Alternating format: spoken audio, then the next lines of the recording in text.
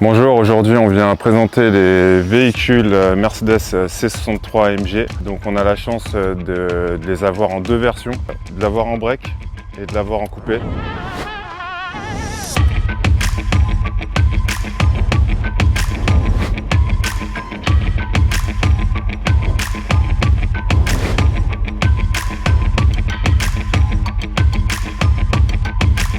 Donc deux V8 AMG, 6 litres de 2 cylindrés, l'une en break de chasse qui est pas mal optionnée avec jante en 18 pouces et directement là ici le coupé AMG qui fait un petit peu plus un peu plus jeune, un peu plus gangster, bien optionné aussi, toit ouvrant, jante en 19 pouces. Donc celle-ci est de 2014 avec très peu de kilomètres, 67 000 km, et celle-ci est de 2012 avec 148 000 km. Donc on a une version directement avec un pack carbone, donc diffuseur arrière, les rétros en carbone, avec un bel intérieur avec les sièges électriques, Harman et Cardon.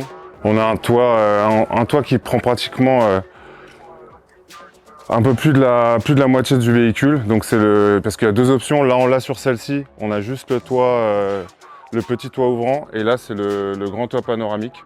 Donc j'entends 18 pouces pour ce modèle-là, pour une clientèle de pères de famille un peu pressés. Alors, on a les deux 6 litres 2 avec ici la personne qui a assemblé le moteur. Donc motorisation 6 litres 2 qui était énorme à l'époque. Pas de suralimentation, atmosphérique, environ 600 Nm de couple pour les deux véhicules. Et donc pareil pour celle-ci. Donc on est sur deux versions phase 2. Donc les versions qui sont les plus fiables et qui n'ont pas les problèmes de vis de culasse, etc. Donc le coffre de la coupée est donc sur la break. Un espace de rangement beaucoup plus important pour le coup que dans le coupé.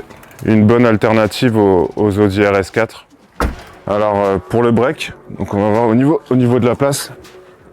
Donc déjà ouais, c'est pas mal. On est bien assis, donc bon, les intérieurs de l'époque étaient très bons et ça vieillit très bien. Bah, du coup je pense que ça va pas du tout être la même chose dans le coupé. Bon, là c'est pas la même. Bon, après je suis grand, hein. Je fais 1m90 m, mais par contre, vous voyez là-haut, pour faire un grand trajet, ça va être compliqué. Un petit peu serré quand même. Mais bon, après, la place, elle est à l'avant pour moi. On a donc les trois cadrans, donc avec au milieu donc, le contour gradué à 320 km/h. Là, le fameux moteur 6 litres 3 V8 avec la zone rouge à partir de 7300, 7400 tours minute. On a la boîte de vitesse speed shift, 7 rapports, avec les modes de conduite ici, donc classique, sport et sport plus. Il n'y a pas d'artifice, il n'y a pas de son rajouté dans les enceintes comme dans les dernières versions. C'est vraiment le moteur qu'on entend qui est vraiment pur.